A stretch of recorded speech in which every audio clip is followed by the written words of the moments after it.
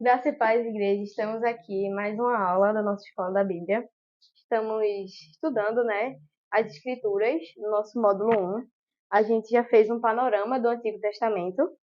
Estamos agora no Novo Testamento e na última aula a gente falou sobre os Evangelhos. Isso mesmo, né? Júnior tá diferente hoje, né?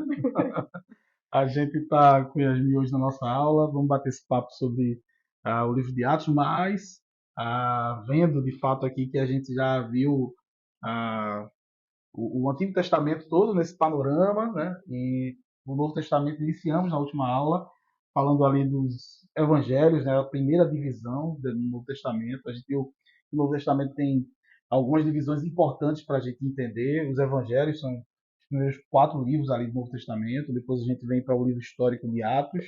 Depois a gente vem para as cartas. Então, as cartas do apóstolo Paulo, as cartas pastorais, as cartas gerais, e depois a gente vai estudar o livro de Apocalipse, ali, o livro da Revelação. Né? Então, a gente vai fechar esse panorama do Novo Testamento, como o Júnior costuma falar, esse voo de drone, esse voo olhando de cima, para depois, nos próximos módulos, a gente tentar adentrar isso de forma mais profunda no estudo, né, de cada uma dessas divisões. Mas vamos junto. E o que o senhor tem para apresentar para a gente, pastor, sobre esse livro de Atos? Então, é um livro espetacular, né? Fantástico, assim, estudá-lo. A gente teve a experiência de estudar esse livro, Yasmin, com a nossa igreja, há alguns anos atrás. E para você ter uma ideia, a gente teve em torno de 35 encontros, né? Na época, nas quartas-feiras, quando a gente fazia os cultos e o estudo da palavra nas quartas-feiras. Então, assim, é denso, tem muita coisa para a gente aprender. A gente passou praticamente o ano todo estudando o livro de Atos e aprendemos bastante. É um livro que, para a nossa igreja, ele é muito precioso, porque ele fala da vida da igreja, né? Ele fala da igreja primitiva, ele fala desses primeiros passos da igreja, então é importantíssimo a gente estudá-lo, né? E como a gente colocou no slide, né, nossa primeira informação aí no PDF, é o nosso único livro histórico, né, dessa categoria do Novo Testamento, já que no Antigo Testamento a gente tinha vários livros históricos, no Novo Testamento a gente só tem ele com essa categoria, né? A história da igreja sendo contada, seus primeiros passos ali. Quanto à autoria, a gente lembra que o livro de Atos ele forma um só rolo ali de livros com o Evangelho de Lucas, né? Então a gente tem depois essa divisão sendo feita o Evangelho de Lucas, depois o livro de Atos, ou seja, o mesmo autor, Lucas, né? O médico amado, né? Como apresenta Colossenses capítulo 4, verso 14, né? E a datação também vai ser a mesma datação ali do Evangelho de Lucas, porque foi só um rolo apenas que depois teve essa divisão. Então, aproximadamente 70 anos depois de Cristo, a gente tem esse livro histórico aí sendo compilado, né, sendo formado.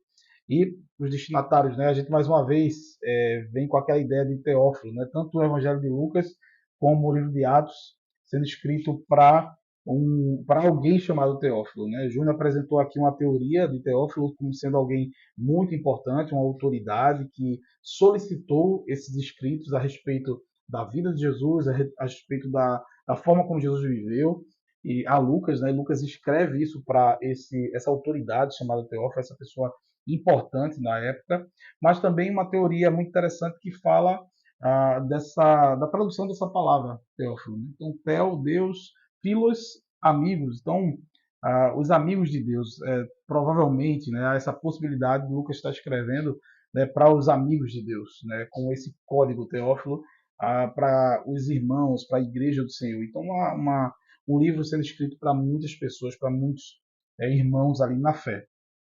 E quanto à localidade, a gente tem duas possibilidades, né? De fato, pode ter sido Antioquia ou Roma, né? Então, há uma possibilidade grande de ter sido escrito em Antioquia, né? Essa é a grande possibilidade mais aceita, né? E a gente costuma dizer, a gente coloca até como observação, Yasmin, que nós conhecemos o livro como Atos dos Apóstolos, né? Mas quando a gente vai lendo esses primeiros passos da igreja e a forma como a igreja se desenvolveu, cresceu, multiplicou e tudo mais, e cumpriu ali a sua missão, a gente sabe que não eram só os atos dos apóstolos, mas os atos da igreja, né? Ou os atos do Espírito Santo, que é quem conduzia tudo. Chega em Atos 2 sendo derramado, e conduz toda a igreja, conduz os apóstolos, conduz toda a igreja nessa grande missão. Por isso que a gente pode dizer que o livro não precisa ser chamado apenas de Atos dos Apóstolos, mas Atos do Espírito Santo, Atos da Igreja, porque é um livro realmente que revela tudo isso para nós.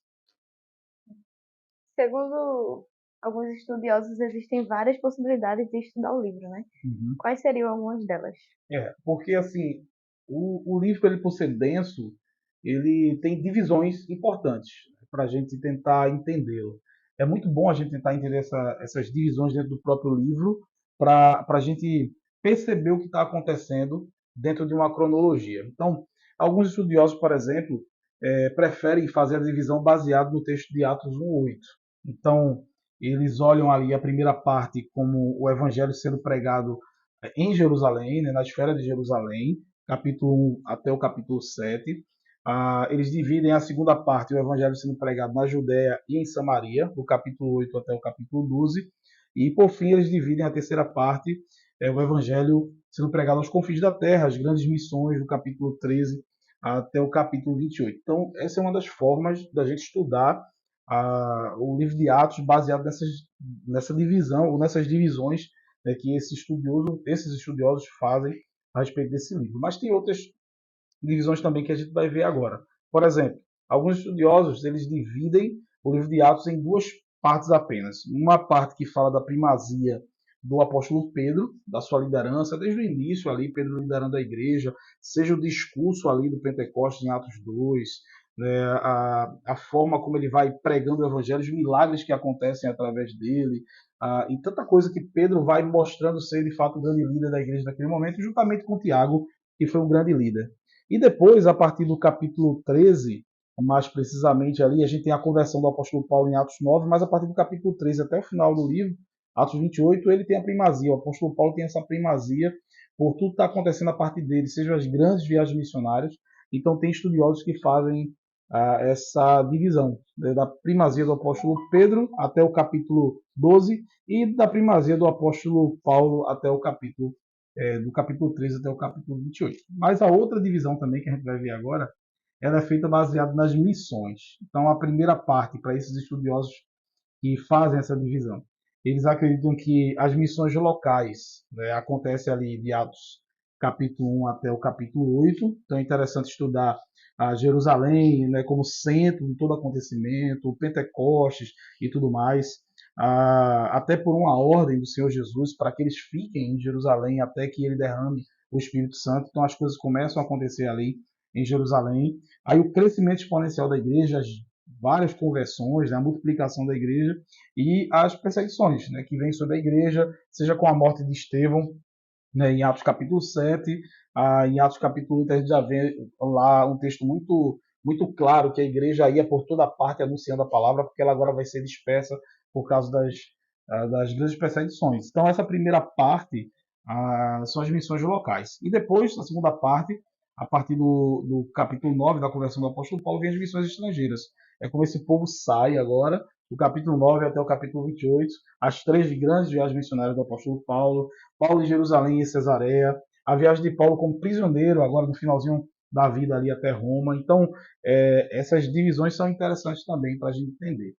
E a gente vai tentar, hoje, fazer um panorama bem rápido desse livro, baseado na primeira divisão que a gente viu aqui, que é a divisão baseada em Atos capítulo 1, versículo 8. Essa é a nossa tentativa hoje. Eu vou ler para os irmãos aqui o livro, né, de Atos, o capítulo 1, versículo 8, para que a gente possa entender um pouquinho do que o pastor falou agora, né? Mas vocês receberão poder ao descer sobre vocês o Espírito Santo, e serão minhas testemunhas, tanto em Jerusalém, como em toda a Judéia e Samaria e até os confins da terra. Pronto. Então, essa é a divisão que alguns estudiosos costumam ter como base, Atos capítulo 1. Então, esse Espírito Santo ele é derramado sobre a igreja recebe o poder para testemunhar, né, para ser testemunha, tanto em Jerusalém, onde eles estão recebendo o Espírito Santo, como no momento que eles começam a sair na Judéia, em Samaria, e as viagens, as missões estrangeiras que vão até os confins da terra, que chegam até nós que estamos aqui em Recife. Então, eles baseiam então a divisão do livro de Atos nesse texto de Atos 1 capítulo 1, versículo 8. Como é que isso funciona? Vamos tentar entender aí os principais acontecimentos nessa divisão que é feita baseada em Atos 1:8. Então, primeiro, capítulo 1, nós temos tudo isso acontecendo em Jerusalém, ambiente de Jerusalém. A ascensão de Jesus, ou seja, Jesus vai ser assunto aos céus. Ele já fez a promessa ali em Atos capítulo 1, versículo 8, que a gente viu. Então, no versículo 9 em diante, ele está sendo assunto aos céus. E a gente vê isso acontecendo ali em Jerusalém. A escolha de Matias como apóstolo, ali no lugar de Judas, né, que se suicidou. Então, lançam sorte e o Matias entra ali para o colégio apostólico, ainda em Atos capítulo 1, isso tudo em Jerusalém.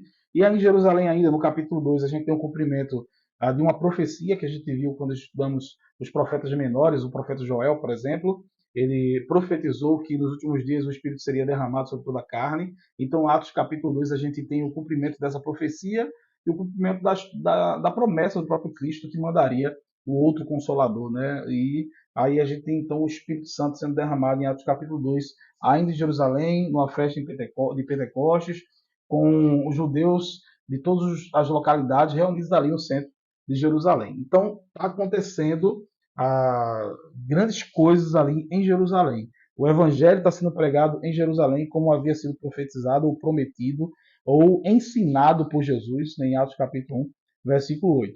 Ananias e Safira, o capítulo 5, um acontecimento muito importante para restaurar o temor da igreja, né, pelo Senhor. Né, a gente tem aquele acontecimento ali extraordinário. A escolha dos 7 diáconos, né, em Atos capítulo 6, é também um acontecimento muito importante, porque daí a gente tem o Estevão como um dos diáconos. Em Atos capítulo 7 ele vai aparecer como o primeiro mártir da igreja, aquele que entrega a sua vida, né, por uma causa ou pelo nome do Senhor Jesus, não nega o Senhor Jesus e é apedrejado.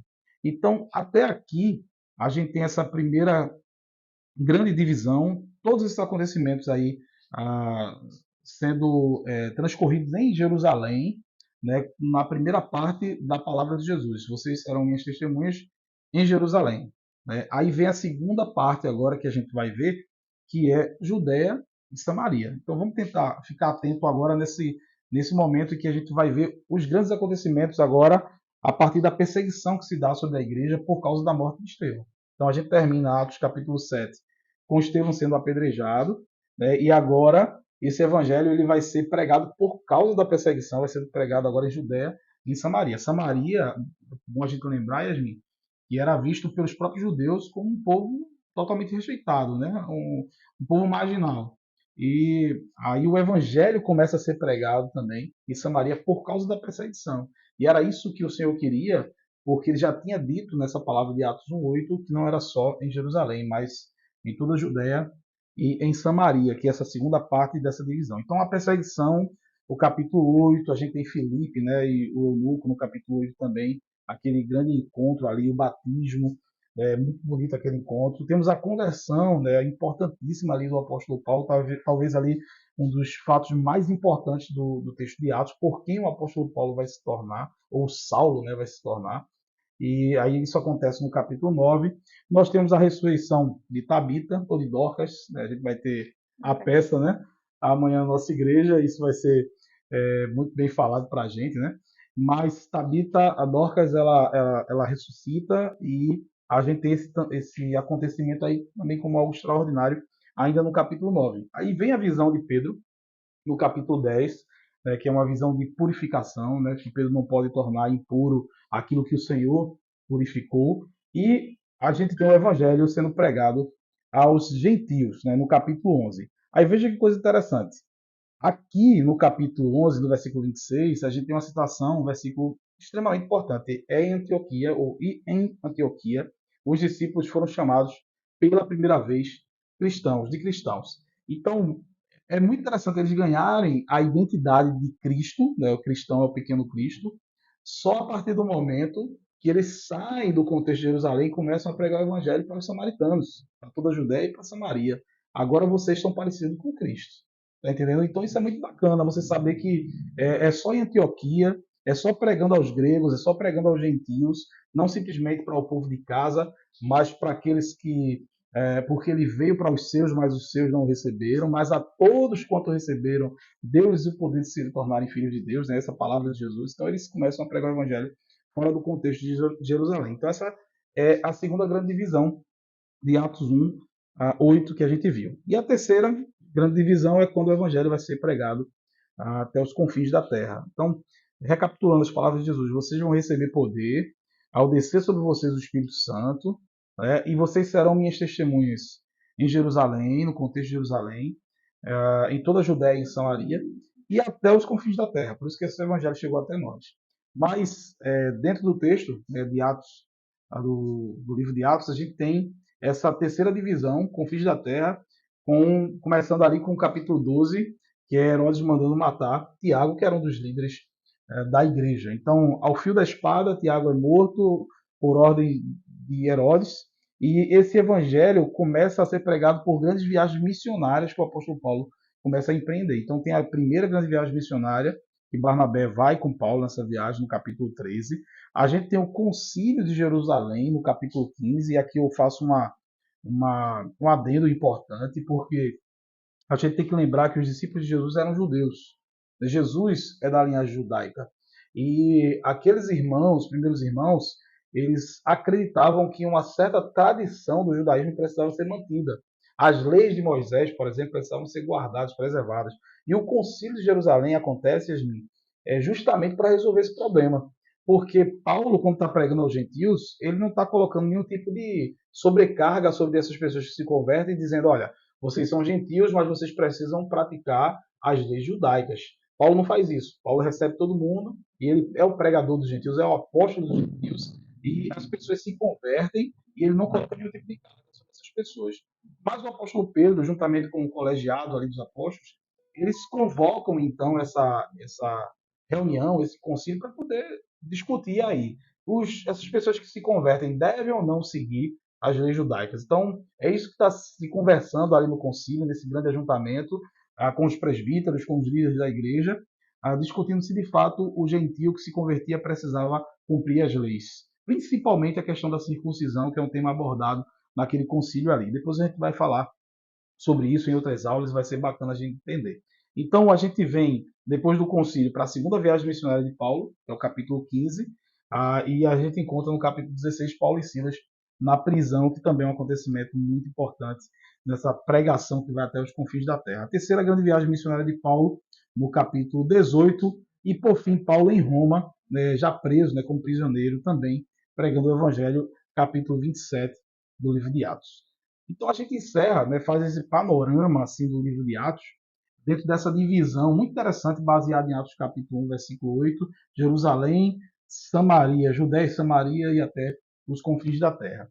E uma observação que a gente encerra com ela, que é muito interessante, é que até esses dias, na aula presencial, Tayane perguntou para a gente, né, pastor, mas o livro de Atos, ele encerra e a gente não consegue entender se o apóstolo Paulo foi morto ou não, a gente vê ele preso ali, o que é que aconteceu? É muito interessante porque a gente crê que Atos capítulo 28, Atos não termina no capítulo 28, é por isso que a gente costuma dizer que a igreja hoje vive Atos capítulo 29, né? Dá continuidade, né? Nós somos essa igreja e damos continuidade à pregação desse evangelho. O que a gente sabe sobre o apóstolo Paulo é que ele foi decapitado, mas isso não tem no texto de Atos, isso é dentro da tradição, né? A tradição mostra para a gente que isso aconteceu. Mas Atos capítulo 28 encerra o texto sendo relatado ali, mas a gente continua como igreja do Senhor, pregando o evangelho até os confins da terra. Estamos ainda dentro da terceira divisão de Atos capítulo 1, versículo 8, pregação do evangelho até os confins da terra. Esse é o nosso panorama aí no livro de Atos, encerrando esse tempo aqui juntos com os nossos irmãos. Amém, gente. É isso, espero que todos possam ter entendido, né, o que foi passado aqui. Aprendi muito, eu tive uma aula particular hoje com o pastor aqui, frente a frente, e que a gente possa, né, destrinchar mais o livro de Atos e que a gente possa cada vez mais entender o que é esse e aos confins da terra, né? Amém.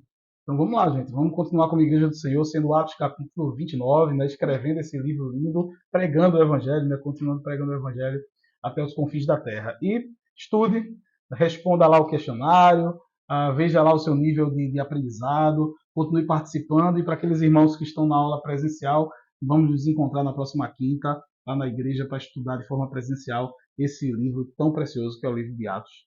Deus te abençoe. Obrigado por estar conosco. Que o Senhor te abençoe cada vez mais, no nome de Jesus. Amém.